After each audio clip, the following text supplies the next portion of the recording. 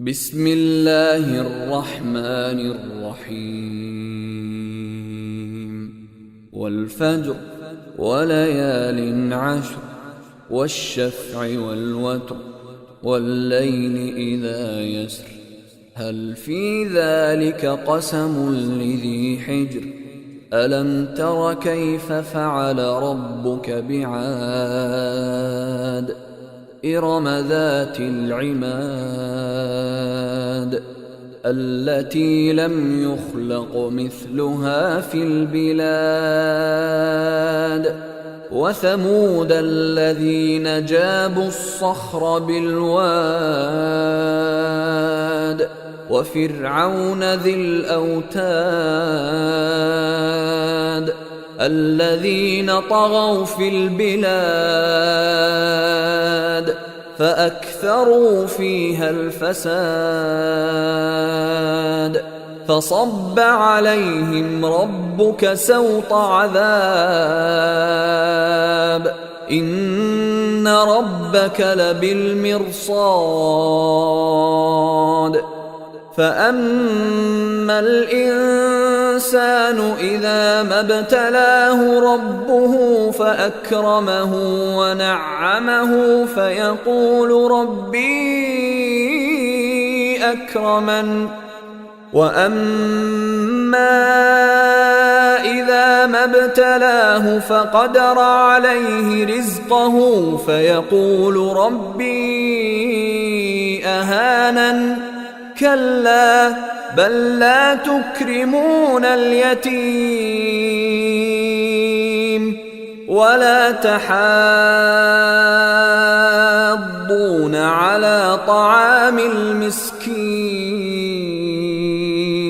وتأكلون التراث أكلا لما وتحبون المال حبا جما كلا إذا دكت الأرض دكا دكا وجاء ربك والملك صفا صفا وجيء يومئذ بجهنم يومئذ يتذكر الإنسان وأنى له الذكرى يقول يا ليتني قدمت لحياتي فيومئذ لا يعذب عذابه أحد ولا يوثق وثاقه أحد يا أيتها النفس المطمئنة ارجعي إلى ربك راضية مرضية فادخلي في عبادي وادخلي جنتي.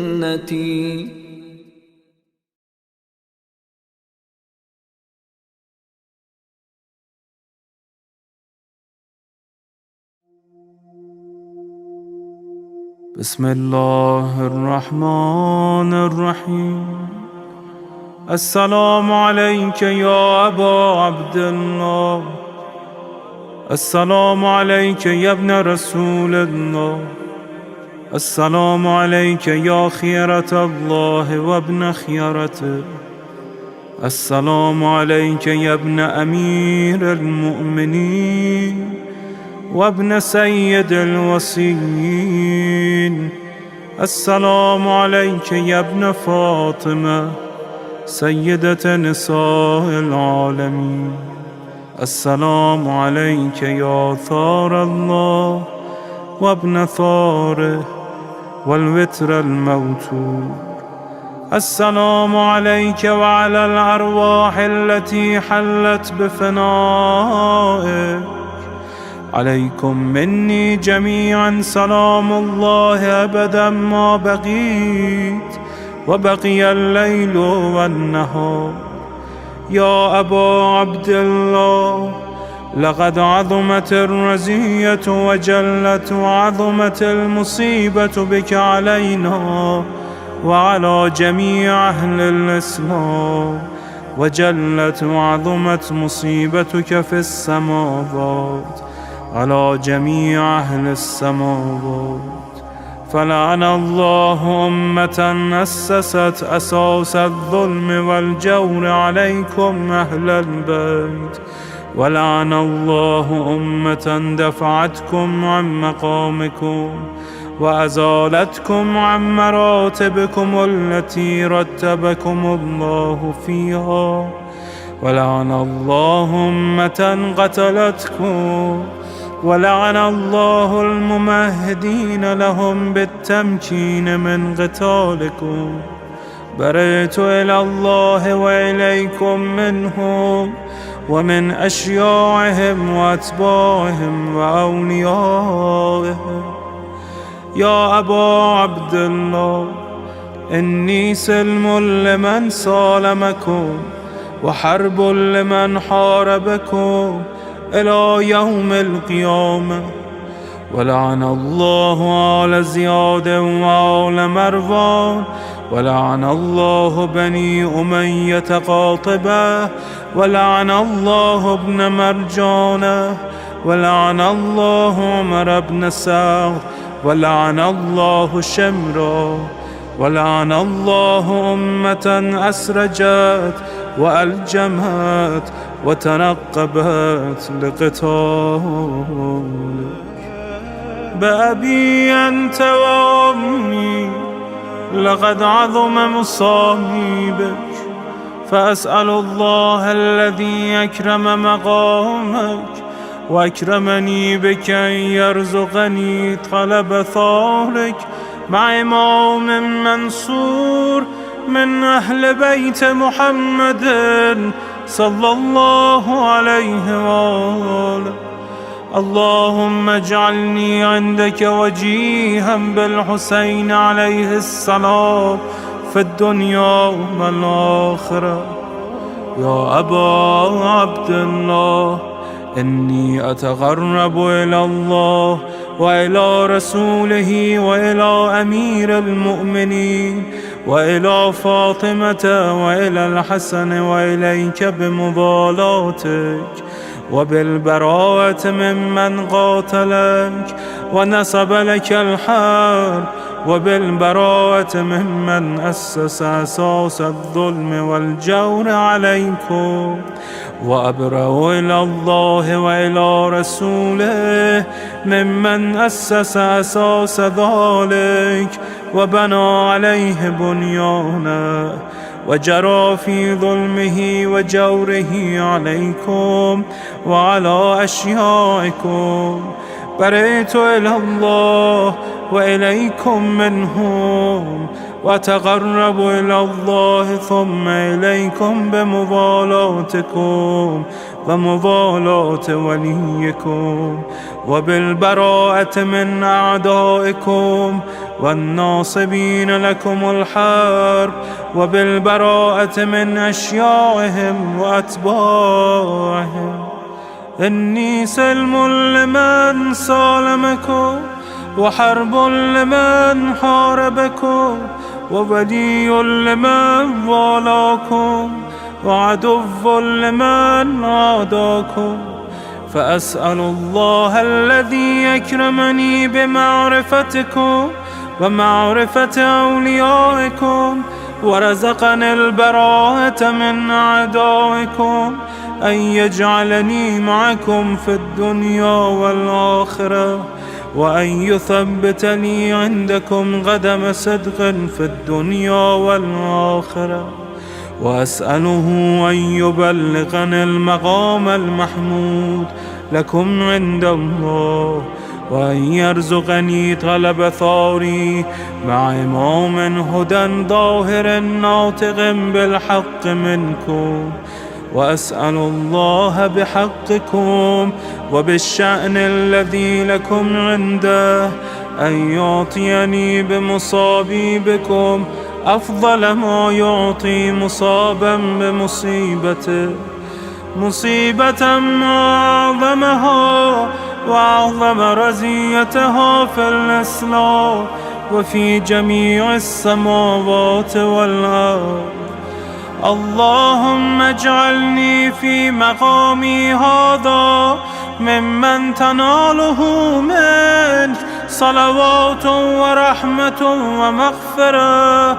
اللهم اجعل محياي محيا محمد وآل محمد، ومماتي ممات محمد وآل محمد. اللهم إن هذا يوم تبركت به بنو أمية وابن آكلة الأكباد، اللعين ابن اللعين على لسانك ولسان نبيك صلى الله عليه وآله، في كل موطن وموقف وقف فيه نبيك صلى الله عليه وآله.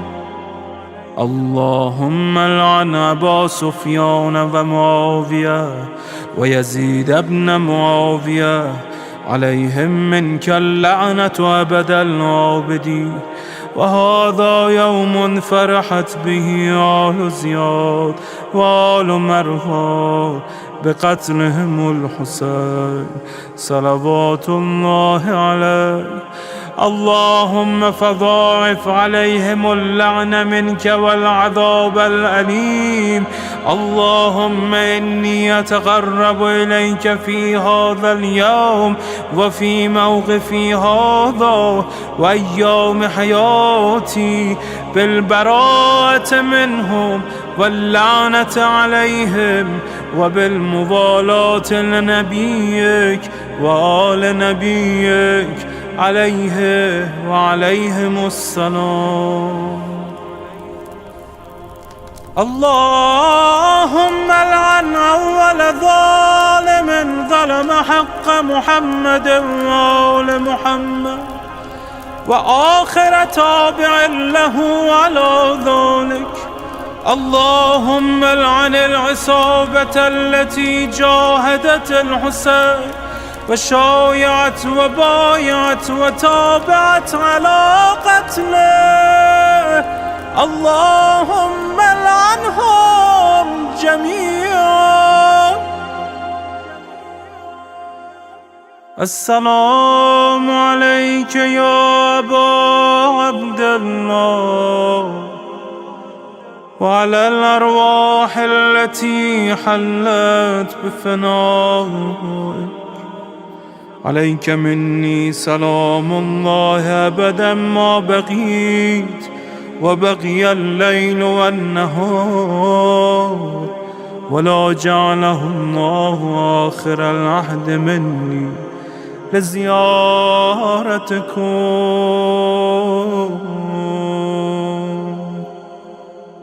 السلام على الحسين وعلى علي بن الحسين وعلى أولاد الحسين وعلى أصحاب الحسين. اللهم خص أنت أول ظالم باللعن مني، وابدأ به أولا، ثم العن الثاني والثالث والرابع.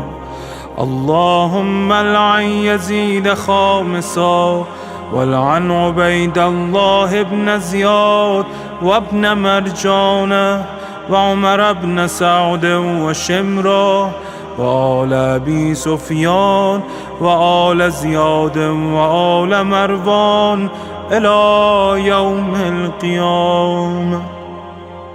اللهم لك الحمد حمد الشاكرين لك على مصابهم.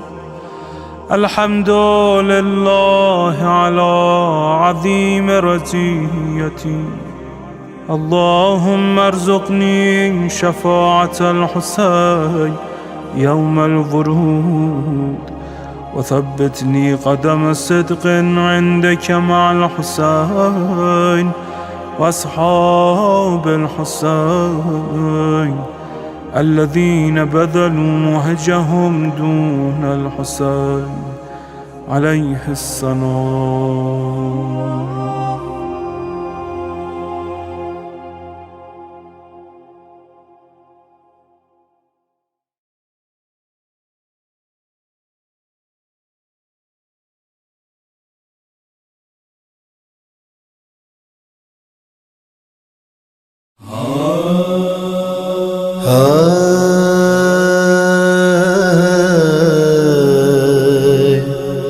ضیائے خون شہیداں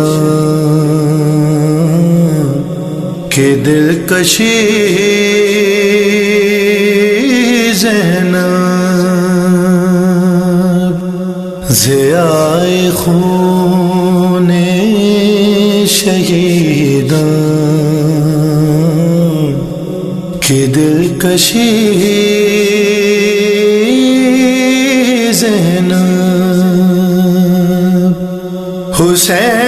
حسینیت کے چراغوں کی روشنی زینب، ضیائے خون شہیداں کی دلکشی زینب، کیا وہ راغ میں برتاؤ کلمہ گویوں نے،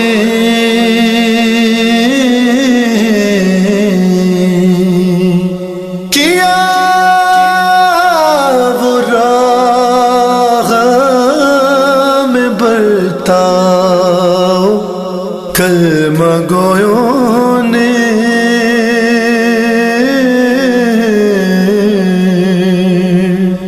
کہ جیسے تھی نواسی رسول کی زینب، عزائے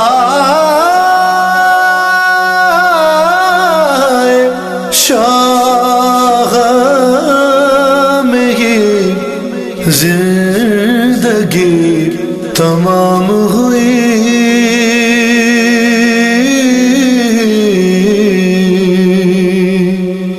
نہ اپنے اونوں محمد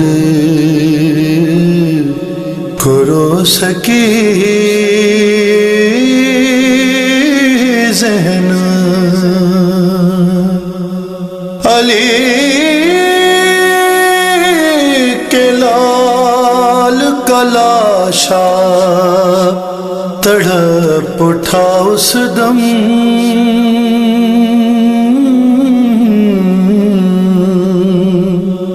علی کے لال کا لاشا تڑپ اٹھا اس دم،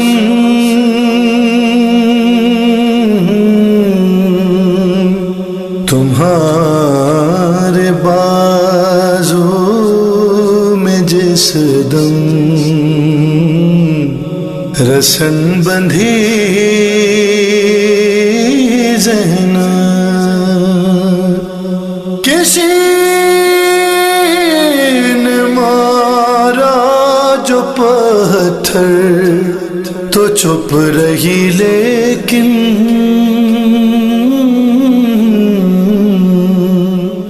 کہا جو باغی کسی نے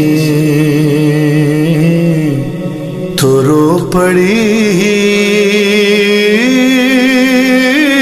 زینب،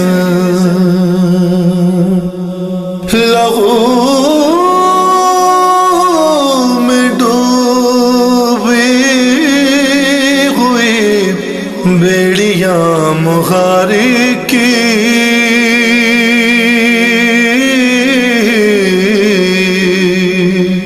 لہو میں ڈوبی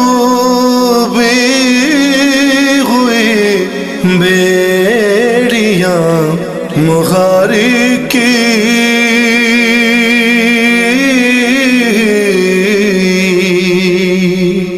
سفر میں تھام کے دل دیکھتی رہی ذہن حسین چور تھے زخموں سے پھر بھی اٹھ بیٹھے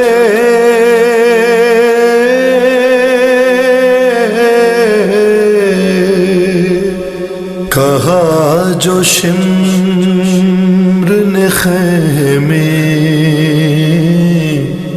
سے آ گئی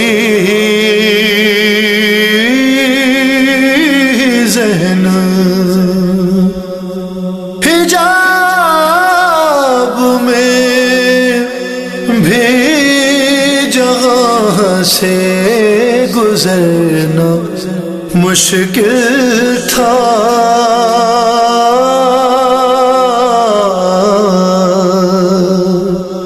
وہاں پہ کیسے کھلے سر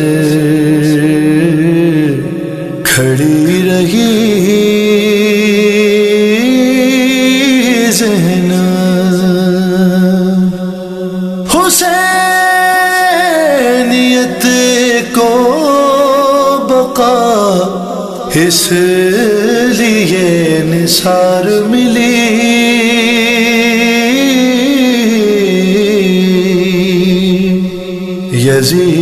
یزیدیت کے مقابل نہیں جھکی ذہن حسینیت کے چراغوں کی روشنی ذہن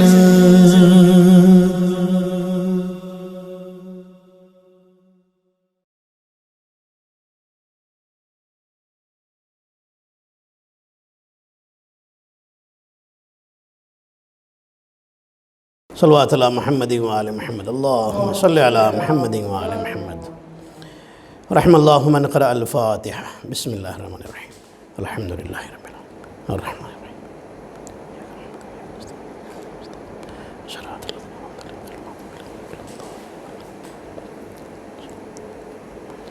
لا حول ولا قوة الا باللہ العلی العظیم اعوذ باللہ من الشیطان الرجیم بسم اللہ الرحمن الرحیم الحمد للہ رب العالمین حسبنا اللہ ونعم الوکیل نعم المولا ونعم النصیر والصلاة والسلام والتحیۃ والاکرام علی اشرف الانبیاء والمرسلین سیدنا و مولانا حبیب الہ العالمین ابی القاسم محمد اللہم صلی علی محمد وآل محمد والصلاة والسلام والتحیۃ والاکرام علی اہل بیتہ الطیبین الطاہرین المعصومین المظلومین سیما بقیت اللہ فی الارضین روحی و ارواح العالمین لتراب مقدمہ الفدا اللہم عجل ولیک الفرج ولعنت اللہ علی اعدائہم اجمعین اما بعد فقد قال اللہ الحکیم بسم اللہ الرحمن الرحیم وجعلنا منہم ائمة یہدون بامرنا لما صبروا وكانوا بآیاتنا یوقنون صلوات پڑھیں محمد اور آل محمد پر اللہم صلی علی محمد و آل محمد قرآن مجید کی آیہ شریفہ کی روشنی میں ہماری گفتگو الحمدللہ بفضل الہی و بتصدق محمد اور آل محمد علیہ السلام جاری ہے۔ اس گفتگو کا ٹاپک ہے امامت اور ہدایت۔ اللہ سبحانہ و تعالیٰ کا ارشاد گرامی ہے، ہم نے ان میں سے کچھ لوگوں کو امام بنایا ہے جو ہمارے حکم سے ہدایت کرتے ہیں، اس لیے کیونکہ انہوں نے صبر کیا ہے اور ہماری آیتوں پر یقین رکھتے تھے۔ اللہ نے ہدایت کا جب انتظام کیا تو اللہ نے نبیوں کو بھی بھیجا اور اماموں کو بھی بھیجا۔ اس آیت میں اللہ نے اماموں کی بات کی ہے کہ ہم نے جن کو امام بنایا ہے وہ ہمارے حکم سے ہدایت کرتے ہیں۔ اللہ نے ہدایت کا جو انتظام کیا تھا، عورتوں کو یہ شکایت کرنے کا حق تھا، میرے اللہ بہت سارے عورتوں کے مسائل ایسے ہوتے ہیں کہ جنہیں صرف عورت ہی سمجھا سکتی ہے، تو نے مردوں کا تو انتظام کیا لیکن عورتوں کے لیے کیا انتظام کیا؟ عزیزان محترم، اللہ نے اسی لیے انتظام ایسا کیا کہ اپنے نبی سے کہلوایا کہ آپ بتا دیجئے اور آپ کہہ دیجئے، آپ ایک مکمل ہدایت لے کر کے آئے ہیں۔ آپ اگر یہ اعلان کریں گے کہ میرے بعد علی امام ہیں، پھر حسن امام ہیں، پھر حسین امام ہیں، پھر زین العابدین امام ہیں، اسی طرح 12 اماموں کے بارے میں بتائیں گے، تو اسی طرح آپ یہ بھی کہہ دیجئے کہ فاطمۃ بضعۃ منی، فاطمہ میرا ٹکڑا ہے، فاطمہ میرا ٹکڑا ہے۔ یعنی جو فاطمہ کو کام کرتے ہوئے دیکھو، فاطمہ کو جو بولتے ہوئے دیکھو، یہ سمجھ لو کہ فاطمہ ایک بیٹی بن کر کے نہیں بول رہی ہے بلکہ رسالت کا ٹکڑا بن کر کے بول رہی ہے۔ توجہ رکھیے گا، رسالت کا جز بن کر کے بول رہی ہے۔ کچھ لوگ ترجمہ یوں کرتے ہیں کہ فاطمہ میرے دل کا ٹکڑا ہے، دل کا کوئی لفظ ہی نہیں ہے حدیث میں۔ رسول کی اس حدیث مبارک میں صرف یہی ایک جملہ ہے اور یہی بات سمجھاتا ہے کہ فاطمہ رسالت کا ٹکڑا ہے۔ توجہ رکھیے گا، فاطمہ رسالت کا جز ہے۔ اللہ نے سارے مسلمانوں کو بتایا تھا کہ دیکھو یہ محمد ہیں، انہیں اپنا جیسا نہ سمجھنا، انہیں بھائی کہہ کر کے یا دوست کہہ کر کے نہ پکارنا، جب بھی پکارنا تو رسول اللہ کہہ کر کے پکارنا۔ یہ ایک احترام ہے ہمارے نبی کا۔ تو رسول نے خود بھی فرمایا کہ دیکھو اللہ کا حکم ہے کہ وما محمد الا رسول، محمد کچھ نہیں ہے، اور اگر ہیں تو بس رسول ہیں، محمد صرف رسول ہیں۔ اور رسول نے فرمایا فاطمہ میرا ٹکڑا ہے، مطلب کیا ہوا؟ ایک بیٹی باپ کا ٹکڑا نہیں بلکہ فاطمہ رسالت کا ٹکڑا ہے۔ توجہ رکھیے گا، اب فاطمہ کچھ بولیں تو اس کا مطلب رسالت بول رہی ہے، فاطمہ چلے تو رسالت چل رہی ہے، فاطمہ اٹھے تو رسالت اٹھ رہی ہے، فاطمہ بیٹھیں تو رسالت بیٹھ رہی ہے، فاطمہ کہیں جائیں تو رسالت جا رہی ہے، فاطمہ کسی سے خوش ہو جائیں تو رسالت خوش ہو رہی ہے، فاطمہ کسی سے منہ پھیر لے تو رسالت منہ پھیر رہی ہے۔ صلوات پڑھے محمد اور آل محمد پر، اللہم صلی علی محمد و آل محمد۔ فاطمہ رسالت کا جز ہے، اپنے باپ کا جز نہیں، رسالت کا جز ہے۔ عزیزان محترم، اب غور فرمائیے گا، فاطمہ نے اس کائنات میں تشریف لا کر کے کائنات کی عورتوں کے لیے اپنی زندگی کو ایسا نمونہ عمل بنایا کہ جس کو بھی جنتی زندگی چاہیے وہ فاطمہ کی زندگی پر عمل کرے، فاطمہ کی سیرت پر عمل کرے، اس کی زندگی خود بخود جنتی بنتی چلی جائے گی۔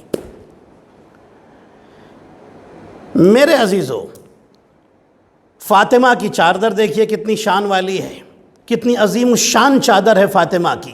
حجاب کا حکم دیا فاطمہ نے۔ فضائل کا یہ جملہ بیان کر کے اب مجھے ایک پیغام بیان کرنا ہے اور پھر جناب سیدہ کے فضائل پر آؤں گا، کیونکہ مجھے زہرا کے فضائل سے ثانیہ زہرا کے فضائل تک آنا ہے، جناب زینب کے فضائل تک، اور کیونکہ جناب زینب کے شہزادوں کا آج آپ ماتم کرنے کے لیے تیار بیٹھے ہوئے ہیں۔ عزیزان محترم، حجاب کتنی عظیم نعمت ہے اللہ کی، جو عورت کی بھی عزت کو بچاتا ہے، اور یہ حجاب پورے گھر والوں کی عزت کو بچاتا ہے۔ پوری توجہ رکھیے گا، انہوں نے حجاب کا کیسا نمونہ پیش کیا ہے، چاہے فاطمہ زہرا ہوں، چاہے ثانیہ زہرا زینب ہوں۔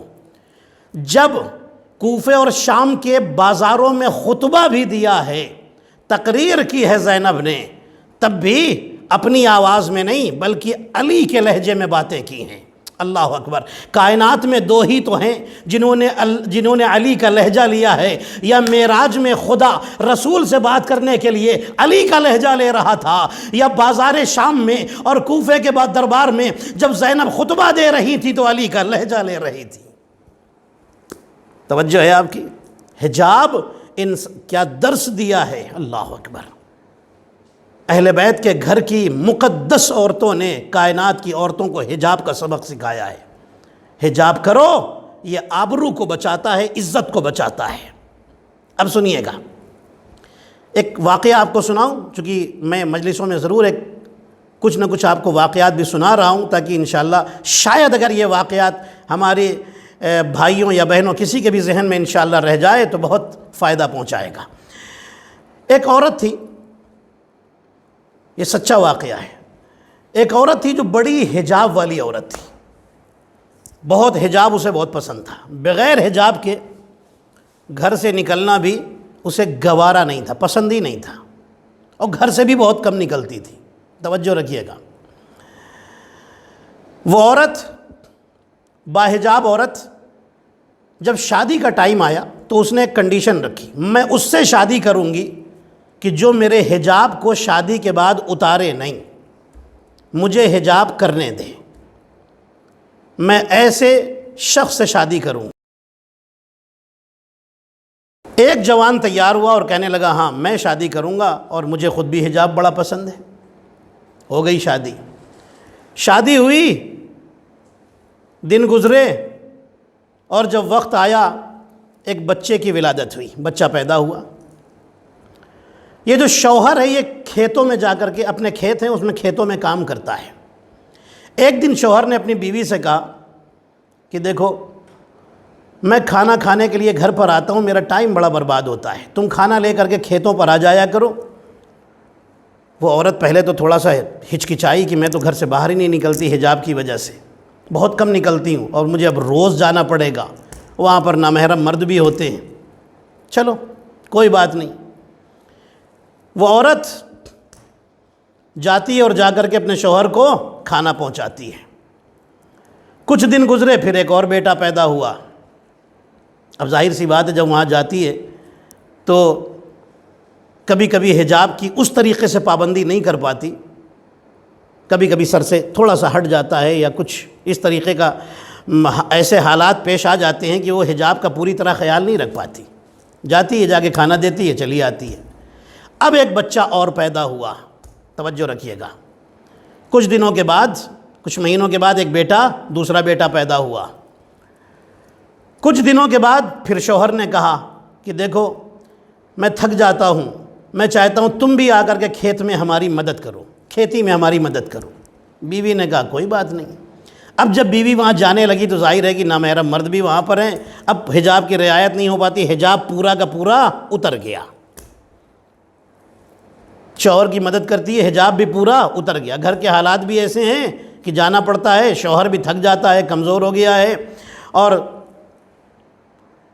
عمر بھی بڑھ رہی ہے، تھک جاتا ہے، پریشان ہو جاتا ہے، اس لیے مدد کرنے کے لیے جاتی ہے، حجاب بھی پورا اتر گیا۔ دن گزرے، بچے جوان ہو گئے، بڑے ہو گئے۔ ایک دن شوہر نے بیوی سے کہا، ہنستے ہوئے کہا، تم بڑا حجاب کیا کرتی تھی، بڑا تمہیں حجاب پسند تھا، تم نے تو شرط رکھی تھی، کنڈیشن لگائی تھی میں اس سے شادی کروں گی جو میرے حجاب کو باقی رکھے، حجاب کی حفاظت کرے، اب تو تمہارا حجاب پورا ہی اتر گیا، اس حجاب کا فائدہ کیا ہے میری سمجھ میں نہیں آتا۔ سنیے گا، شوہر نے بڑی بات کہی، اس حجاب کا فائدہ کیا ہے مجھے آج تک سمجھ میں نہیں آیا، اور فرق کیا پڑا، تم حجاب کرتی تھی اور اب نہیں کرتی، فرق کیا پڑا؟ عورت بڑی سمجھدار تھی اور پڑھی لکھی عورت تھی۔ عورت نے شوہر سے کہا کہ تم اس کا فائدہ اور نقصان دیکھنا چاہتے ہو؟ کہا ہاں میں دیکھنا چاہتا ہوں۔ اب سنیے، عورت نے کہا ٹھیک ہے، تم بازو والے کمرے میں چھپ جاؤ، میں تمہیں ابھی دکھاتی ہوں۔ گھر میں بیٹے موجود، بیٹے جوان ہو چکے ہیں، شوہر دوسرے کمرے میں چھپ گیا، بیوی نے اپنے سر کے بال کھولے اور چیخ چیخ کر کے رونا شروع کر دیا۔ سب سے بڑا بیٹا آ گیا، ماں کیوں رو رہی ہو؟ کہنے لگی کہ تمہارے باپ نے مجھے مارا ہے، مجھے بہت مارا ہے، ٹارچر کیا، اس لیے رو رہی ہوں۔ بیٹا کہنے لگا کہ آپ پریشان نہ ہوں، بابا کو غصہ آ گیا ہوگا کسی بات پر، میں بابا سے بات کروں گا کہ وہ دوبارہ آپ کے اوپر ہاتھ نہ اٹھائیں، پریشان نہ ہوں، کوئی ایسی بات بری لگ گئی ہوگی، انہوں نے مار دیا ہوگا، وہ ایسا کرتے نہیں ہیں، میں ان کو سمجھاؤں گا، میں بات کروں گا، آپ پریشان نہ ہوں، بابا بہت اچھے ہیں، کہہ کر کے وہ چلا گیا۔ تھوڑی دیر کے بعد وہ باہر چلا گیا، گھر کے باہر چلا گیا۔ اب اس نے پھر دوبارہ رونا شروع کیا۔ اس سے چھوٹا والا بیٹا آ گیا، دوسرے نمبر پہ سیکنڈ نمبر کا بیٹا وہ آ گیا، کہنے لگا ماں کیوں رو رہی ہو؟ ماں کہتی تمہارے باپ نے مارا ہے اور مجھے بہت ٹارچر کیا ہے، تکلیف دی ہے۔ اب اس بیٹے نے باپ کو برا بھلا کہنا شروع کیا اور کہنے لگا کہ میں ایسے باپ کو پسند نہیں کرتا کہ جو میری ماں پر ہاتھ اٹھائے، اور نہ جانے کیا کیا باتیں کی، اور پھر باہر چلا گیا۔ باپ چھپا ہوا ہے، سب سن رہا ہے۔ پھر ماں نے رونا شروع کیا، چھوٹا والا بیٹا آ گیا۔ بیٹے نے غصے سے پوچھا کیا ہوا ہے ماں، کیوں رو رہی ہو؟ کہنے لگی تمہارے باپ نے مارا ہے، ٹارچر کیا ہے، اس لیے رو رہی ہوں۔ یہ تیسرا بیٹا۔ ماں کہتی ہے، بیٹا کہتا ہے کہ اچھا بابا نے تمہیں مارا؟ بیٹے نے برا بھلا کہنا شروع کیا اور اس کے بعد کہنے لگا میرا ڈنڈا کدھر ہے، میں ابھی ڈنڈا اٹھاتا ہوں اور جا کر کے باپ سے لڑائی کرتا ہوں، جھگڑا کرتا ہوں کہ دوبارہ آپ کے اوپر ہاتھ نہ اٹھائیں۔ جیسے ہی اس نے جملہ کہا، ماں نے اپنے آنسو پوچھے اور اپنے شوہر سے کہا باہر آ جاؤ۔ شوہر باہر آیا۔ ماں نے اپنے بیٹے سے کہا کہ باپ سے معافی مانگو، تم نے باپ کے بارے میں اتنی بڑی بات کیسے کہی؟ اب یہ شرمندہ کہتا ہے کہ میں نے، آپ نے جو بتایا مجھے غصہ آ گیا۔ کہتی نہیں، میں نے جھوٹ بولا تھا، تمہارے باپ نے کبھی مجھ پر ہاتھ نہیں اٹھایا ہے، تو بہت نیک انسان ہے، میں تو بس انہیں کچھ سمجھانا چاہ رہی تھی۔ بیٹے نے معافی مانگا، دوسرا بیٹا آیا، اس نے بھی معافی مانگا۔ اب شوہر کہتا ہے تم مجھے سمجھانا کیا چاہتی ہو؟ بیوی کہتی میں تم کو یہی سمجھانا چاہتی ہوں، جب میں پہلی بار روئی، سب سے بڑا بیٹا آیا، میں نے اس کو بتایا کہ تمہارے باپ نے مارا ہے، اس نے تمہاری عزت کا پردہ رکھ لیا، کیونکہ وہ اس وقت پیدا ہوا تھا جب میں پردہ کرتی تھی، حجاب کرتی تھی، اس لیے اس نے تمہاری عزت کا پردہ رکھا اور تمہیں برا بھلا بھی نہیں کہا، تم سے جھگڑا کرنے کی کوئی بات نہیں کی۔ کیوں؟ اس لیے کہ جب وہ پیدا ہوا اس وقت میں پورا حجاب کیا کرتی تھی۔ دوسرے بیٹے نے آ کر کے تمہیں برا بھلا کہا، اس لیے کہ اس وقت میرا حجاب آدھا ہو چکا تھا۔ تیسرے بیٹے نے ڈنڈا اٹھانے کی بات کی اور تمہیں مارنے کی بات کی، تم پر حملہ کرنے کی بات کی، اس لیے کہ یہ اس وقت پیدا ہوا جب میں پوری بے حجاب ہو چکی تھی، میرے سر سے پردہ جا چکا تھا، اس لیے تو اس نے تمہاری عزت کا پورا پردہ اتار دیا ہے۔ اب سمجھے حجاب کا فائدہ یہی ہوتا ہے کہ عورت کا بھی فائدہ ہوتا ہے، پورے گھر کی عزت بھی پردے میں رہتی ہے۔ صلوات پڑھیں محمد اور آل محمد پر، اللہم صلی علی محمد۔ اللہ اگر کوئی حکم دیتا ہے تو اس میں ریزن ہوتے ہیں، اس میں سبب ہوتے ہیں، اس میں وجہ ہوتی ہے، بلا وجہ کوئی حکم نہیں دیتا کہ بس یہ کرنا شروع کر دو، نہیں، اس میں بڑی لاجکس ہوتی ہیں، بڑی منطقیں ہوتی ہیں، اس میں بڑے وجوہات ہوتے ہیں اس کے اندر، ایسے ہی کوئی حکم نہیں دیتا۔ اللہ نے حجاب کا حکم دیا ہے نا، اس کے اتنے سارے فائدے، سمجھتے نہیں، اسلام کو کوئی شوق نہیں ہے، اسلام انسان کو کمال تک پہنچانا چاہتا ہے۔ اللہ کہتا ہے میرے بندے نیچے اتارنا یہ ہمارا کام تھا، تمہیں اس زمین پر پیدا کرنا ہمارا کام تھا، یہاں سے اونچے جگہ پر جنت تک پہنچنا یہ تمہارا کام ہے۔ میرے عزیزو، اہل بیت اسی لیے تو آئے تھے، وہ تو جنت والے تھے، انہیں یہاں آنے کی ضرورت کیا تھی؟ وہ آئے تھے تاکہ ہمیں وہاں لے جا سکیں۔ میرے عزیزو، آپ دیکھیے نا اہل بیت کی چادر کتنے کمال کی چادر ہے۔ میں اسی چادر سے فضائل شروع کرتا ہوں اور انشاءاللہ آپ کو فضائل کی منزل تک لے کے جاؤں گا، مصائب تک پہنچاؤں گا۔ یہ چادر کتنی عظیم ہے، فاطمہ زہرا کی چادر، جناب سیدہ کی چادر۔ جب امیر المومنین کے گھر میں ایک دن کچھ مہمان آ گئے، گھر میں کھانے کو کچھ بھی نہیں ہے، جناب امیر المومنین نے جناب سیدہ سے فرمایا کہ اے نبی کی بیٹی، گھر میں کچھ کھانے کو ہے؟ جناب سیدہ عرض کرتی ہیں یا علی، گھر میں کچھ بھی نہیں ہے، یا ابو الحسن، گھر میں کچھ بھی نہیں ہے۔ جناب سیدہ چادر اٹھاتی ہیں اور فرماتی ہیں یا علی یا امیر المومنین، یہ چادر آپ کہیں گروی رکھ دیجئے اور پیسہ لے لیجئے اور اس سے کھانے کا انتظام کیجئے تاکہ یہ مہمان جو ہمارے گھر آئے ہیں یہ بھوکے واپس نہ جانے پائیں۔ امیر المومنین وہ چادر لے کر کے آئے ایک یہودی کے پاس جس کا نام ہے شمعون کے پاس آئے اور فرمایا کہ یہ چادر رکھ لو اور مجھے کچھ اگر تمہارے گھر میں دانہ ہے غلہ ہے وہ دے دو یا پیسہ دے دو، میں بعد میں پیسہ لے کر آؤں گا اور چادر واپس لے لوں گا۔ وہ پوچھتا ہے یہ چادر ہے کس کی؟ چادر میں جگہ جگہ ٹکڑے لگے ہوئے ہیں، اتنی پرانی ہو گئی ہے، لیکن کتنے کمال کی چادر ہے، سیدہ کی چادر ہے نا۔ کہتا ہے کس کی چادر ہے؟ امیر المومنین فرماتے ہیں یہ رسول اللہ کی بیٹی فاطمہ زہرا کی چادر ہے۔ کہنے لگا ٹھیک ہے، چادر لے گیا، گھر میں لے جا کر کے ایک کمرے میں رکھ دیا۔ کہنے لگا یا علی آپ چادر دیتے یا نہ دیتے، یہ چادر اتنی پرانی ہے کہ ہمارے کس کام کی ہے؟ اللہ اکبر، ہمارے کس کام کی یہ چادر ہے؟ پھر بھی میں آپ کو ضرور جو آپ کی مدد کر سکتا تھا میں ضرور مدد کرتا۔ علی فرماتے ہیں کہ نہیں، یہ چادر رکھ لو جب تک کہ میں پیسہ لے کر کے نہ آؤں اور دوبارہ اسے واپس لے جاؤں۔ ٹھیک ہے، لے گیا ایک کمرے میں رکھ دیا، رات میں سو گئے۔ بیوی اس شمعون کی بیوی زوجہ رات میں اٹھی کسی کام سے، جب اس کمرے کے سامنے سے پاس ہوئی تو دیکھا کمرے سے نور باہر آ رہا ہے۔ اس نے جو کمرے کا دروازہ کھولا تو دیکھا اس چادر سے نور نکل رہا ہے۔ کمرے میں اندھیرا تھا لیکن چادر سیدہ آئی، نور آ گیا۔ جلدی سے دوڑتی ہوئی شمعون کے پاس آئی، اس کو اٹھاتی ہے، چلو دیکھو جس چادر کو تم معمولی سمجھ رہے تھے، دیکھو اس چادر کا معجزہ دیکھو۔ شمعون جلدی سے اٹھا اور جا کر کے دیکھا تو اس کی آنکھیں خیرہ کر گئیں، آنکھیں رک نہیں رہی ہیں، حیران ہے یہ چادر جسے میں معمولی سمجھ رہا تھا اس سے تو نور نکل رہا ہے اور اتنی تیز نور ہے کہ میں زیادہ دیر تک دیکھ نہیں سکتا۔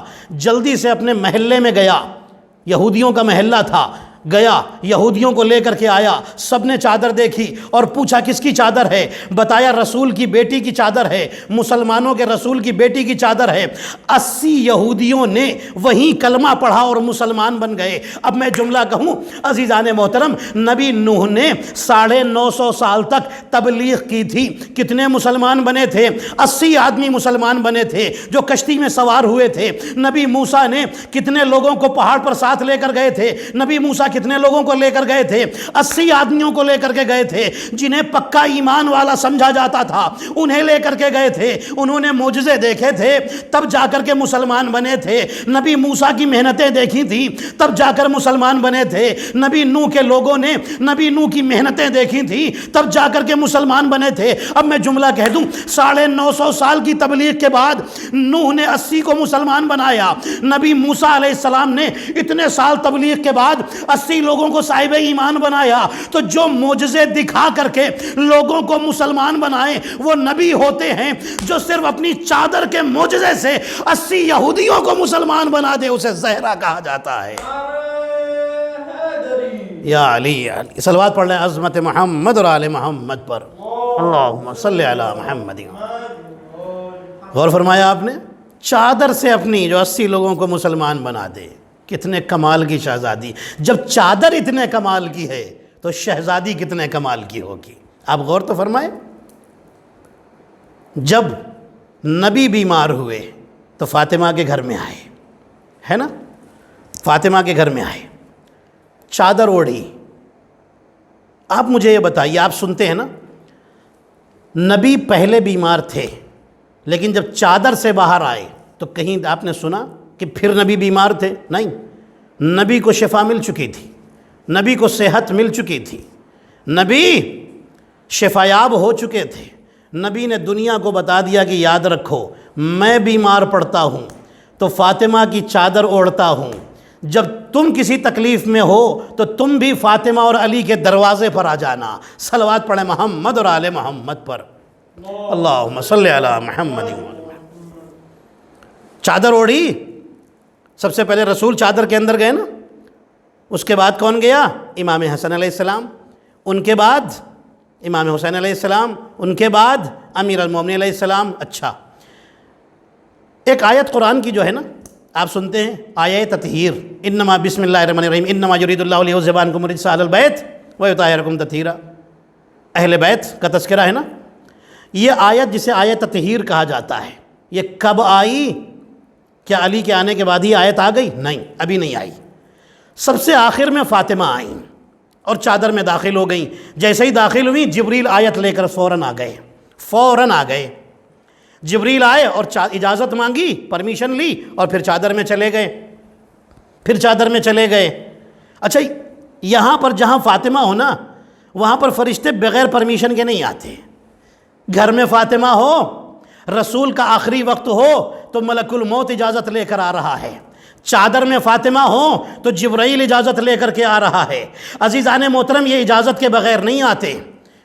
چادر میں آ گئے، اب آ کر کے چادر میں یہ آیت سنائی، یا رسول اللہ، اللہ آپ کو سلام کہتا ہے اور یہ آیت تطہیر بھیجی ہے۔ اب میں جملہ آپ سے کہنا چاہتا ہوں، پنجتن پورے ہو گئے نا، اہل بیت مکمل ہو گئے نا، پنجتن پورے ہو گئے نا جب فاطمہ آ گئی۔ میرے عزیزوں، ایک ہے دین اور ایک ہے پنجتن۔ جب تک دین مکمل نہیں ہوتا، جب تک علی کی ولایت کا غدیر میں اعلان نہ ہو جائے، علی اور فاطمہ کے بغیر تو کچھ ہوتا ہی نہیں ہے۔ جب تک علی دین میں نہ آ جائے، جب تک علی کا دین میں ولایت کا اعلان نہ ہو جائے، تب تک اللہ کا دین مکمل نہیں ہوتا۔ جب تک چادر میں فاطمہ نہ آ جائے، تب تک پنجتن اور اہل بیت مکمل نہیں ہوتے۔ صلوات پڑھے محمد اور آل محمد پر، اللہم صلی علی محمد و آل محمد۔ ہاں عزیزان محترم، فاطمہ آ جائیں تو آیت آ جاتی ہے۔ اللہ اکبر، آیت رکی ہوئی تھی، انتظار کر رہی تھی کہ ماں آ جائے، حسن حسین کی ماں آ جائے، 11 اماموں کی ماں آ جائے، تب میں آؤں۔ ہے آیت انما یرید اللہ لیذھب عنکم الرجس اہل البیت کی آیت آسمان پر انتظار کر رہی تھی کہ ایک ماں آ جائے تو آیت آئے۔ تو دو چیزوں کو انتظار کرتے ہوئے دیکھا، یا آسمان پر آیت کو یا قیامت کو۔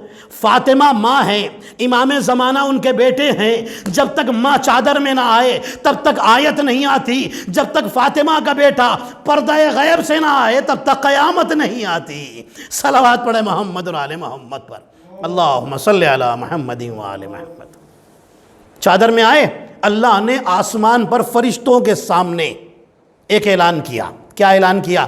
وعزتی و جلالی انی ما خلقت سماء مبنیہ ولا ارضا مدحیہ ولا قمرا منیرہ ولا شمسا مضیئہ ولا فلکا یدور ولا بحر یجری ولا فلکا تسری الا فی محبت ہؤلاء الخمسۃ الذین ہم تحت الکساء۔ یہی تو ہے۔ اللہ کیا فرما رہا ہے؟ ہم نے سورج کو نہیں بنایا، چاند کو نہیں بنایا، زمین کو نہیں بنایا، آسمان کو نہیں بنایا۔ اگر بنایا ہے، اگر میں نے انہیں پیدا کیا ہے تو بس ان کی محبت میں کہ جو چادر کے نیچے آرام کر رہے ہیں۔ توجہ ہے آپ کی، ان کی محبت میں۔ میں نے کہا میرے اللہ، یہ تو نے کتنی بڑی قسم کھا لی، تو اپنی عزت کی قسم کھا رہا ہے۔ وعزتی و جلالی، میں اللہ فرما رہا ہے میری عزت کی قسم، میرے جلال کی قسم، میں نے اگر یہ سب کچھ بنایا ہے تو ان کے صدقے میں جو چادر کے اندر آرام کر رہے ہیں، یہ جو پنجتن آرام کر رہے ہیں، ہم نے ان کے صدقے میں بنایا ہے۔ ان کے صدقے میں سورج بنایا، ان کے صدقے میں چاند بنایا، ان کے صدقے میں آسمان بنایا، ان کے صدقے میں زمین بنایا، ان کے صدقے میں بنایا ہے، ان کے صدقے میں بنایا ہے، ان کی اللہ فی محبت ہؤلاء الخمسۃ الذین، ان کی محبت کے صدقے میں بنایا ہے، ان کی محبت کے صدقے میں بنایا ہے۔ اللہ نے ادھر عزت کی قسم کھائی اور ادھر محبت کی بات کی کہ دیکھو میری عزت کی قسم، میں نے ان کی محبت کے صدقے میں بنایا ہے، ان کی محبت کے صدقے میں بنایا ہے۔ میں نے کہا میرے اللہ، قسم ہی کھانی تھی تو سورج کی قسم کھا لیتا، تو نے کھایا تو ہے قرآن میں، والشمس وضحاها، سورج کی قسم، تو قسم سورج کی کھا چکا ہے، تو چاند کی قسم کھا چکا ہے، تو ستاروں کی قسمیں کھا چکا ہے، تو اے میرے اللہ تو زمین کی قسم کھا چکا ہے، تو آسمان کی قسم کھا چکا ہے، تو یہاں پر بھی انہی چیزوں کی قسم کھا لیتا، تو نے اپنی عزت کی قسم کیوں کھائی؟ جہاں اہل بیت کی محبت کی بات آئی تو اللہ نے آواز دی، سنو اگر میں آج بھی یہاں پر بھی اہل بیت کی محبت کے معاملے میں بھی اگر میں چاند سورج کی قسم کھاتا تو مسلمان کو موقع مل جاتا۔ مسلمان کہتا کوئی بات نہیں، ان سے اگر محبت کرنی ہے تو بس چاند تک تو محبت کرنی ہے، جب تک چاند رہے گا ہم محبت کریں گے، چاند ختم ہوگا محبت ختم ہو جائے گی، ایک دن تو چاند کو بھی ختم ہونا ہے، ایک دن تو سورج کو بھی ختم ہونا ہے، ایک دن تو ستارے کو بھی ختم ہونا ہے. جس دن یہ ختم اس دن محبت بھی ختم ہو جائے گی. اللہ نے کہا میں ان کی محبت کے معاملے میں ان چیزوں کی قسم نہیں کھاؤں گا, اپنی عزت کی قسم کھاؤں گا. جب تک میری عزت باقی ہے تب تک ان کی محبت بھی باقی رہے گی. صلوات پڑھے محمد اور آل محمد پر. اللہم صلی علی محمد و آل محمد. یہ اہل بیت ہے. رسول اللہ نے کیا فرمایا؟ فاطمہ جنت کی عورتوں کی سردار ہیں. اچھا, جنت کی عورتوں کی سردار ہیں شہزادی کونین سلام اللہ علیہا. جنت کی عورتوں کی سردار ہیں. اس کا مطلب یہ ہوا اب جو بھی جنت میں جانا چاہتا ہے وہ فاطمہ کو راضی کرے. یہی تو مطلب ہوا, فاطمہ کو راضی کرے, فاطمہ کو خوش کرے تاکہ جنت میں جگہ مل جائے. چاہے وہ نبی کی بیویاں ہوں, اللہ اکبر, نبی نے تو فرما دیا جنت کی عورتوں کی سردار ہے فاطمہ, ہے نا. چاہے وہ رسول اللہ کی بیویاں ہوں, چاہے وہ باقی نبیوں کی بیویاں ہوں, چاہے وہ صحابی ہوں, چاہے وہ مسلمان ہوں, چاہے وہ مومن ہو, چاہے وہ تابعی ہو, چاہے تبع تابعی ہو, کوئی بھی ہو, عرب ہو, عجم ہو, کوئی بھی ہو, جسے بھی جنت میں جانا ہے وہ فاطمہ کو راضی کرے. چاہے مسلمان ہو, چاہے صحابی ہو, چاہے بیویاں ہوں, چاہے کوئی بھی ہو, اگر جنت میں جانا ہے تو فاطمہ کو راضی کر کے جانا پڑے گا. اس کا مطلب یہ ہوا کہ کوئی فاطمہ سے جھگڑا کر کے جنت میں نہیں جا سکتا. تو اگر کوئی عورت فاطمہ سے جھگڑا کر کے جنت میں نہیں جا سکتی تو کوئی عورت فاطمہ کے شوہر علی سے جھگڑا کر کے جنت میں کہاں سے چلی جائے گی. صلوات پڑھے محمد اور آل محمد پر. اللہم صلی علی محمد. کوئی بھی ان کو ناراض کر کے نہیں جا سکتا. اچھا, کوئی مسلمان یہ کہہ سکتا ہے ٹھیک ہے میرے اللہ, اس زمین پر تیری جنت کے علاوہ بھی تو ایک جنت بنائی گئی تھی, ہم بھی جنت اپنی بنا لیتے ہیں, ہم بھی جنت بنا لیتے ہیں. ٹھیک ہے, جنت کے سردار حسن حسین, جنت کی سردار عورتوں کی سردار فاطمہ زہرا, کوئی بات نہیں, ہمیں اس جنت میں نہیں جانا, ہم اپنی جنت خود بنائے لیتے ہیں. جیسے شداد نے بنائی تھی. شداد نے کیا کیا تھا؟ اچھا دیکھیے ہمارے نبی نے کیا فرمایا, اللہ اس سے راضی ہوتا ہے جس سے فاطمہ راضی ہو جائے. یہی تو کہا تھا نا نبی نے. اس جملے کو ذہن میں رکھیے گا. شداد نے کیا کیا تھا؟ شداد نے جنت بنائی تھی. جنت بڑی محنت سے جنت بنائی تھی, بڑی دولت خرچہ کی تھی. جنت میں دودھ کی نہر بھی جاری کی, جنت میں پھلدار درخت بھی لگا دیے, جنت میں بڑا اچھا انتظام کر دیا. درخت بھی لگائے, درخت بڑے ہوئے, پھل آ گئے, سب کچھ ہوا. دودھ کی نہر بھی جاری کر دی, ندی بھی جاری کر دی, سب کچھ کر دیا.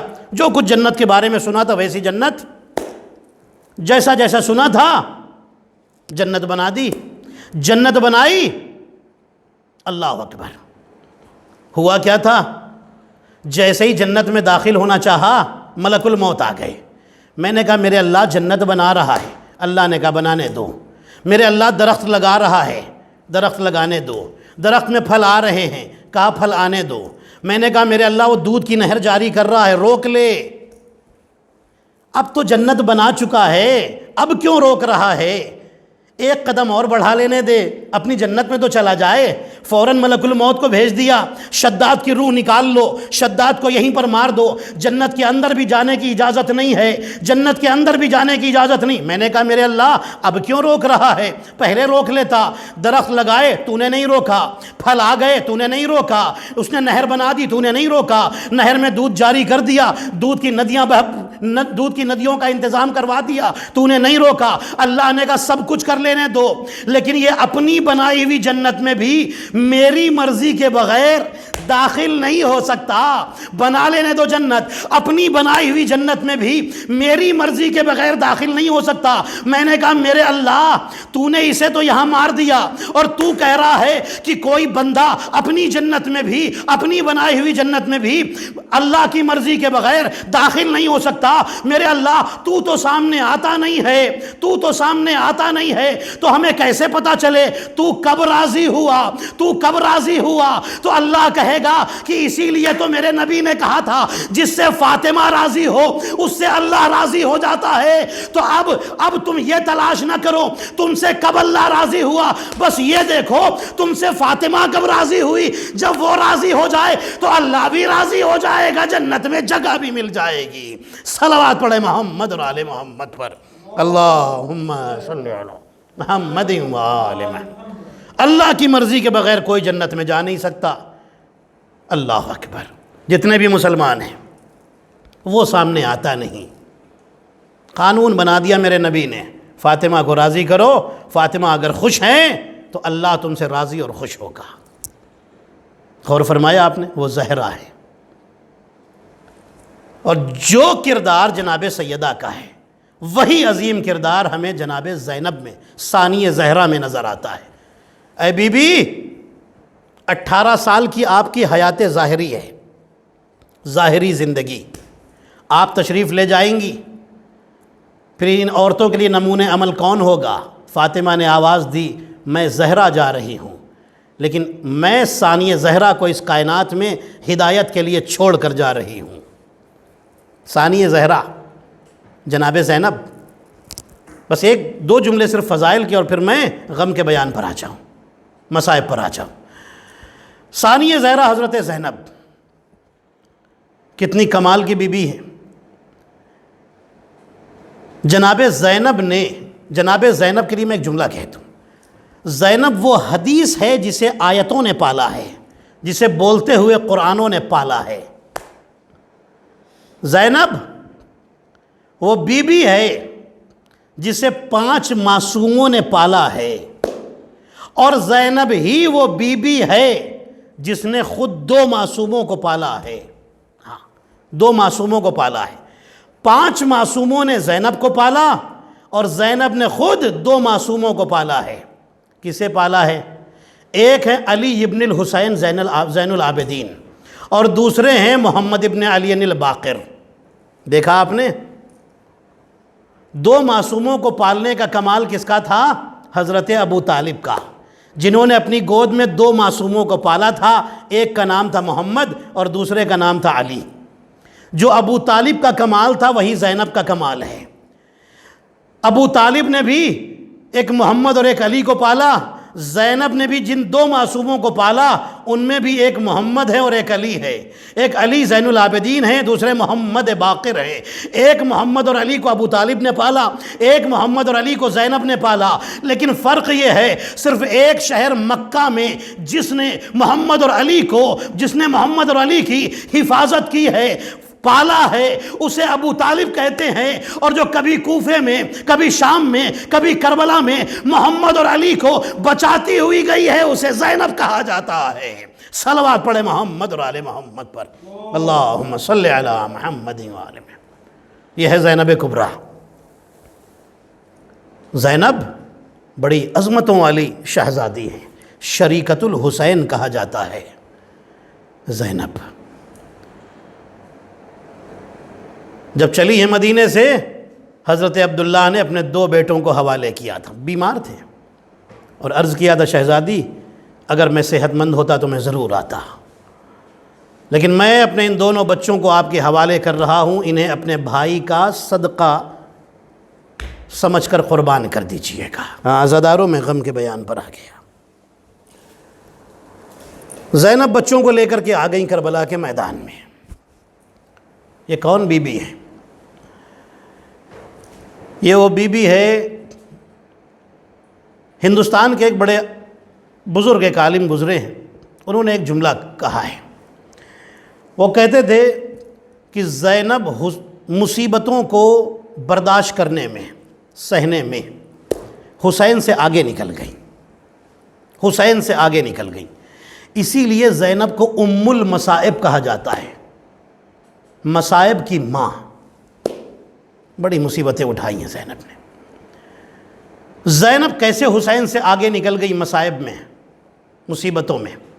وہ کہتے ہیں اس لیے کہ جہاں جہاں حسین مشکلوں میں تھے زینب سہارا دینے کے لیے موجود تھی، لیکن جہاں جہاں زینب نے ظلم اٹھائے، مصیبتیں برداشت کی، حسین سہارا دینے کے لیے نہیں تھے۔ اب آپ مطمئن ہو گئے نا میرے اس جملے سے جو میں نے ان بزرگ عالم کا آپ کی خدمت میں نقل کیا ہے۔ زینب اپنے شہزادوں کو لے کر کے کربلا کے میدان میں آئی ہیں۔ کربلا میں 9 مائیں ایسی ہیں جنہوں نے اپنے سامنے اپنے بچوں کو ذبح ہوتا ہوا دیکھا ہے۔ اللہ اکبر! 9 مائیں ایسی ہیں جنہوں نے اپنے بچوں کو ذبح ہوتے ہوئے، قربان ہوتے ہوئے دیکھا ہے۔ زینب شب عاشور آئی نا، حسین جب زینب کے خیمے میں داخل ہوئے تو دیکھا زینب اپنے بچوں کو بٹھائے ہوئے ہیں اور نصیحتیں فرما رہی ہیں، اور فرما رہی ہیں اے میرے بچوں، اے اون محمد، تمہیں یاد ہے تمہارے بابا نے کیا کہہ کر کے تمہیں میرے ساتھ بھیجا تھا؟ بچے کہتے ہیں اماں ہمیں یاد ہے۔ جناب زینب فرماتی ہیں اے بچوں، کل قربانی کا دن ہے، بچوں اپنے ماموں پر سب سے پہلے جا کر جان قربان کرنا۔ دیکھو جان بچانے کی فکر نہ کرنا، اس لیے کہ اگر تمہیں دیر ہو گئی تو میں اپنی ماں فاطمہ زہرا کو کیا منہ دکھاؤں گی؟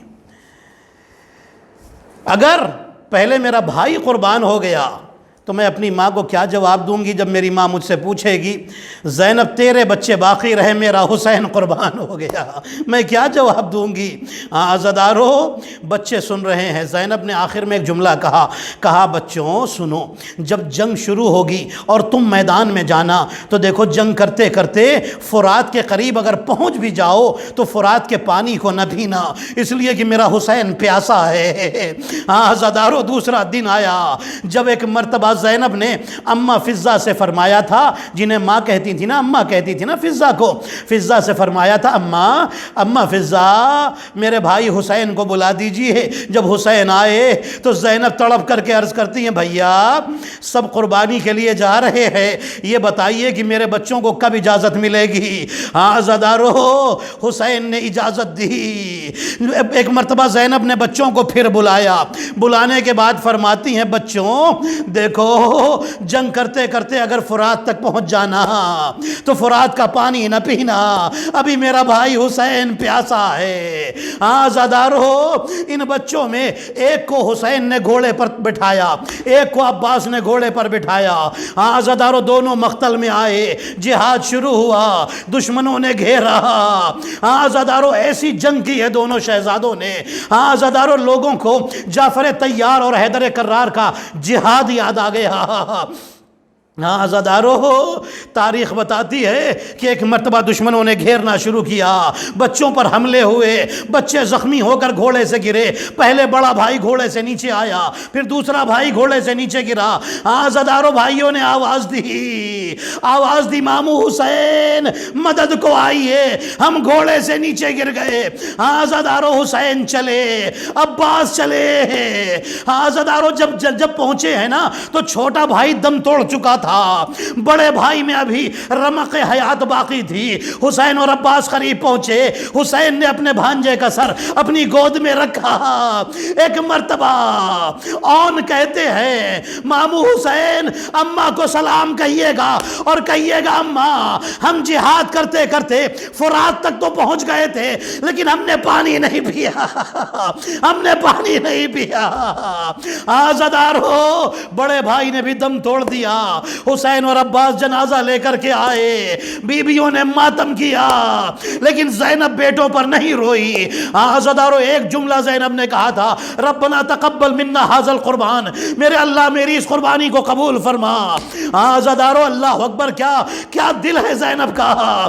روایتیں بتاتی ہے کہ یہ لٹا ہوا قافلہ، اہل بیت کا لٹا ہوا قافلہ جب کوفے سے شام آیا، شام کے قید خانے میں جب یہ قافلہ ہے اور دن گزر رہے ہیں. جب وہ وقت آیا کہ جب رہائی ہونے لگی تو شہیدوں کے سر آئے، ایک ایک کا سر آتا تھا. حسین کا سر آیا، بیویاں احترام میں کھڑی ہو گئی. عزاداروں سب نے ایک جملہ کہا، السلام علیکہ یا ابا عبداللہ. زینب نے حسین کا سر لے لیا، عباس کا سر آیا، ام کلثوم نے لے لیا، قاسم کا سر آیا، ام فروا نے لے لیا، اکبر کا سر آیا، رباب نے لے لیا، اکبر کا سر آیا، ام لیلہ نے لے لیا، اصغر کا سر آیا، رباب نے لے لیا. یزید کے سپاہی دو چھوٹے چھوٹے سر لے کر کبھی ادھر جاتے ہیں کبھی ادھر جاتے ہیں اور کہتے ہیں یہ بتاؤ کیا ان سروں کی کوئی وارث نہیں ہے؟ کیا ان بچوں کی ماں مر گئی ہے؟ ارے فضہ نے آواز دی، اے سپاہیوں ایسا نہ کہو، میری شہزادی اپنے بھائی کا غم منا رہی ہے. آزادار و فضہ نے دونوں بچوں کے سروں کو اپنے گود میں لیا اور ماتم کرنا شروع کر دیا. آزادارو یہ قافلہ مدینے آ گیا. زینب اپنے بھائی حسین کے گھر میں ہے، اپنے گھر نہیں جاتی. عبداللہ آئے، مولا سجاد اپنی پھوپھی سے کہیے اپنے گھر تشریف لائے. زمانہ ہوا کہ کافی دن ہو گئے کہ شہزادی اپنے گھر نہیں آئی. عزادارو امام سجاد نے جب عبداللہ کی یہ فرمائش شہزادی کی خدمت میں پیش کی، شہزادی فرماتی ہیں اے عبداللہ آج میں آؤں گی. عزادارو روایتیں بتاتی ہیں عبداللہ چلے گئے. ایک وقت وہ آیا کہ جب سورج غروب ہونے لگا، زینب نے چادر اوڑھی اور اپنے گھر میں آئی. عبداللہ گھر میں موجود نہیں تھے. زینب جیسے ہی اس حجرے میں پہنچی کہ جو بہن محمد کا حجرہ تھا، دو چھوٹے چھوٹے مسلح دیکھے، زینب دونوں کے درمیان بیٹھ گئی. ایک ہاتھ اس پر رکھا، ایک ہاتھ ادھر رکھا اور رو کر کہا آج تک بھائی پر روئی تھی، اے بہن محمد میں بھی تو ماں ہوں نا، آج میں تم پر رہوں گی، آج میں تمہارا ماتم کروں گی. یہ کہہ کر رو رہی تھی. ایک مرتبہ عبداللہ گھر میں آئے اور آ کر کہتے ہیں اے ضعیفہ، اے بی بی تم کون ہو؟ لگتا ہے اپنا گھر بھول گئی ہو، تم اس گھر میں کہاں آ گئی؟ ارے یہ گھر تو میری شہزادی زینب کا گھر ہے. عزادارو زینب نے سر کو اٹھایا. عبداللہ نے دیکھا بی بی یہ کیا ہو گیا؟ بی بی تڑپ کر روئی. عبداللہ تمہارے بچے کھو کر آئی ہو. اے عبداللہ پہچان نہ سکے. عبداللہ کہتے ہیں بی بی میں آپ کو پہچان نہ سکا. بی بی یہ کیا ہو گیا؟ عزادارو روایتیں بتاتی ہیں زینب نے ایک جملہ کہا، فرماتی ہے عبداللہ تم پوچھو گے نا کہ اون و محمد کیسے جنگ کر رہے تھے؟ عبداللہ کہتے بی بی میں اون و محمد کا نہیں پوچھوں گا، ارے وہ تو میں نے آپ کے بھائی کا صدقہ بنا کر قربان کر دیا، صدقے کے بارے میں کون پوچھتا ہے؟ بی بی میں بس یہ پوچھوں گا کہ جب جنگ صفین ہو رہی تھی، میں اور محمد حنفیہ جنگ کرنے جاتے تھے اور جب واپس آتے تھے تو مولا علی ہمیں گلے لگاتے تھے اور کہتے تھے بڑے بہادر ہو، لیکن میرے حسین جیسا کوئی بہادر نہیں ہے، میرے حسین جیسا کوئی بہادر نہیں ہے.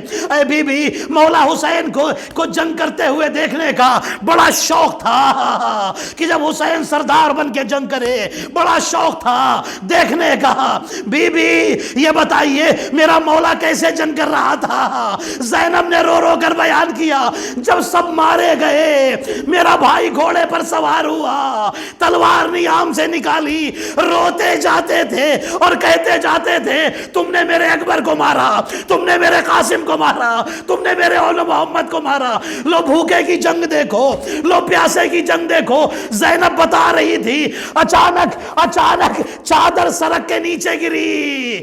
عبداللہ نے دیکھا زینب کی گردن پر ایک تازیانے کا نشان ہے، زخم کا نشان ہے. عبداللہ تڑپ گئے بی بی یہ تازیانے کا نشان کیسا؟ زینب نے رو کر بتایا عبداللہ یہ ظالموں نے تازیانہ مارا ہے. ارے جیسے ہی عبداللہ نے سنا دوڑ کر آگے بڑھے، تلوار اٹھائی، میں انتقام لوں گا. زینب نے ہاتھ پکڑا عبداللہ بیٹھ جاؤ.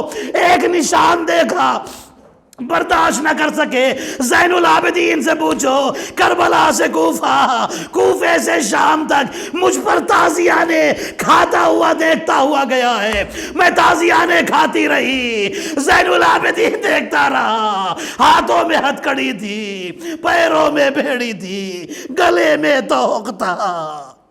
الا لعنت اللہ علی القوم الظالمین۔ ماتم حسین۔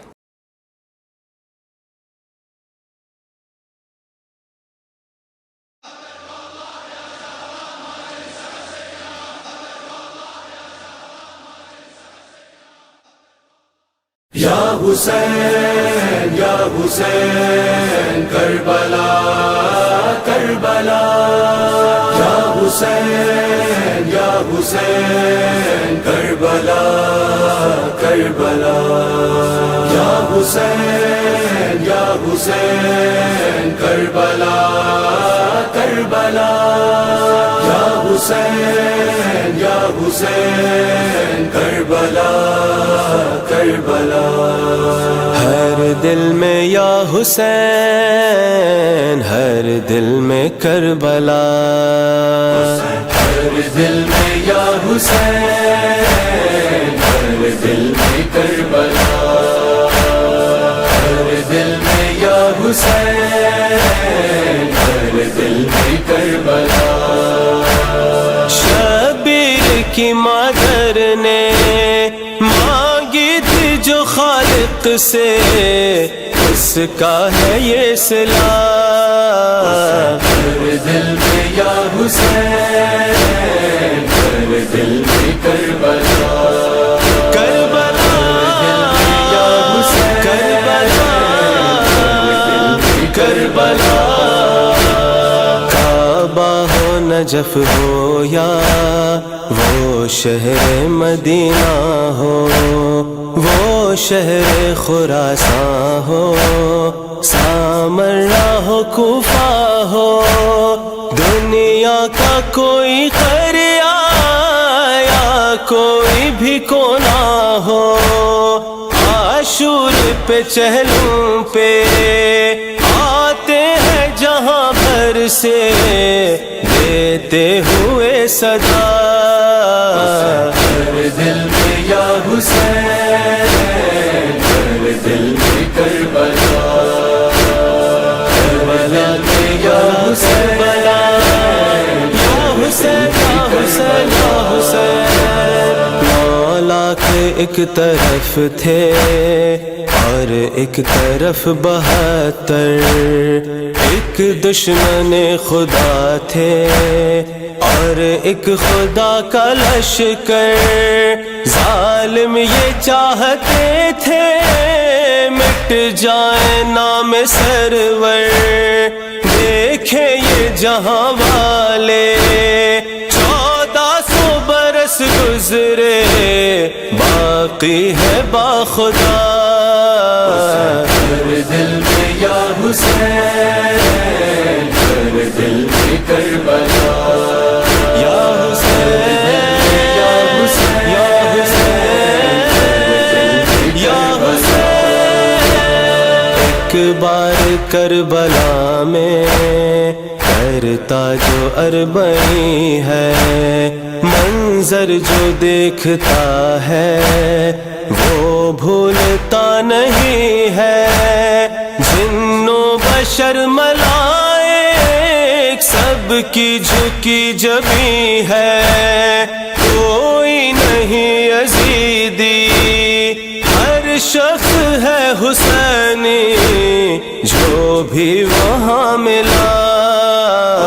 ہر دل میں یا حسین، ہر دل میں کربلا، کربلا میں یا حسین، یا حسین یا حسین یا حسین۔ جب عرض نینوا سے میں لوٹ کر ہوں آیا، غازی کی سلطنت کا لوگوں نے حال پوچھا، لفظوں میں کس طرح سے میں یہ بیان کرتا، میں نے بغیر بغیر سمجھے، میں نے بغیر سوچے بس اتنا کہہ دیا، کر دل میں یا حسین، کر دل میں کربلا، کربلا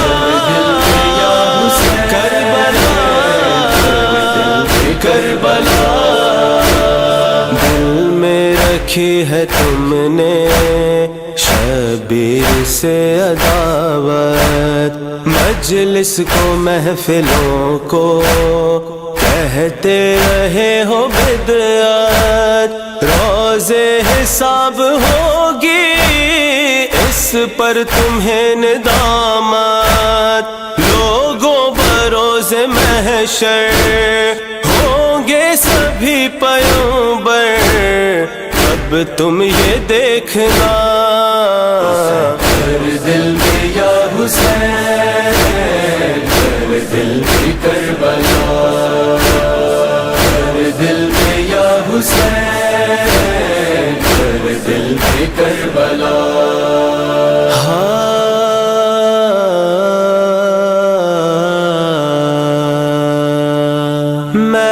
میدان میں بے کفن تھا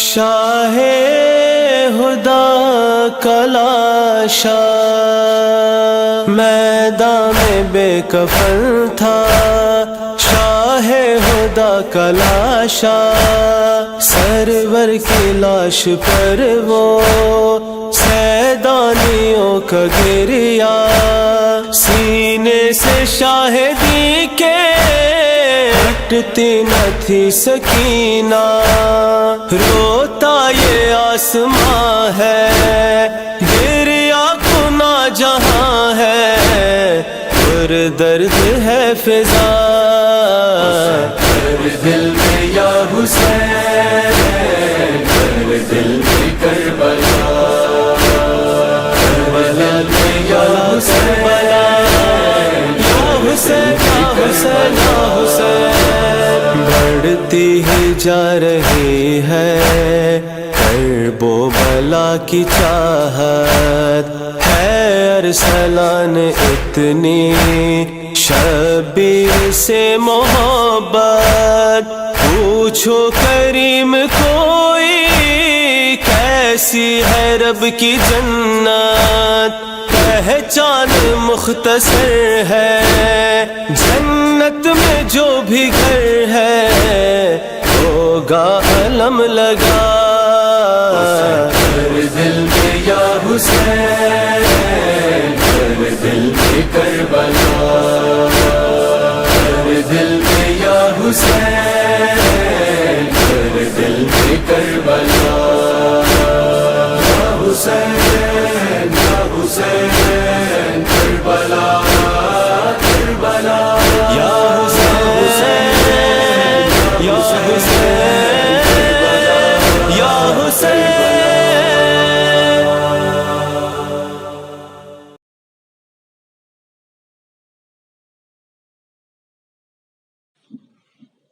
اللهم صل على محمد وآل محمد.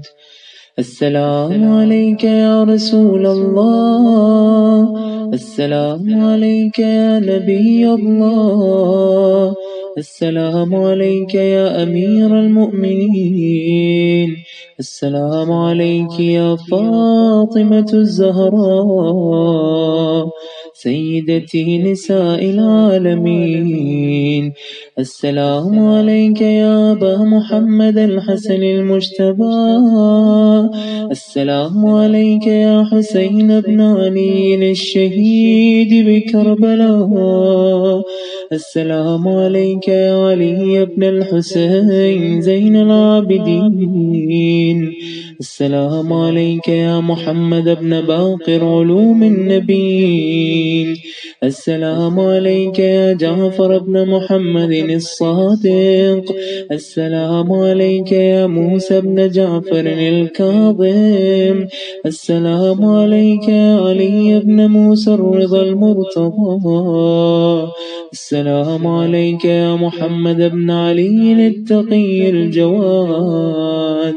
السلام عليك يا علي بن محمد النقي الهادي.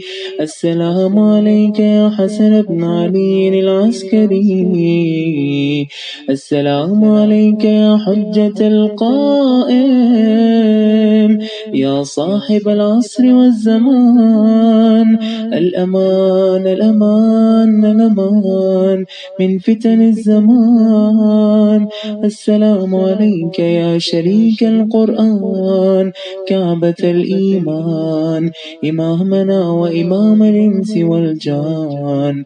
عجل الله تعالى فرجك وسهل الله تعالى مخرجك وظهور الأمر ورحمة الله وبركاته.